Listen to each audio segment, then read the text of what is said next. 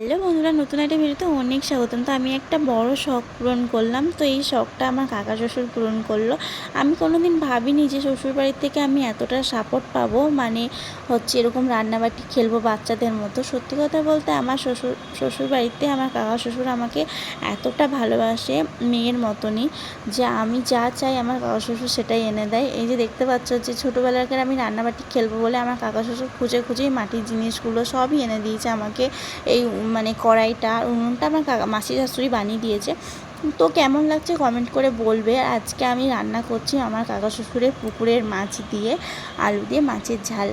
তো এই রান্নাটা জানো তো, সত্যি কথা বলতে সবাই খেয়েছিল আর সবার কাছে অনেক ভালো লেগেছিলো, কিন্তু একটু পোড়া পোড়া গন্ধ বেরোচ্ছিলো, কিন্তু অনেক টেস্টি ছিল। মানে আমি রান্না করেছি কি না। তো আমার এই ভিডিওটা যদি ভালো লাগে, যদি তোমাদের দেখতে ইচ্ছে করে, আমাকে কমেন্ট করবে, আর কি রান্না করব সেটাও আমাকে কমেন্ট করে জানাবে। আর আমার অনেক ভালো লাগছিলো রান্না করতে, আর রান্নাটা প্রায় হয়ে গেছে, এখানে ঢেলে রেখেছি। আর প্রচণ্ড ধুমা লাগছিলো, উনুনটা নতুন না, তার জন্য। আর এই যে দেখতে পাচ্ছ ভাত আর মাছের ঝালটা নিয়েছিলাম, আর আমি একটু টেস্ট করে দেখছিলাম, আমার অনেক ভালো লেগেছে। টাটা।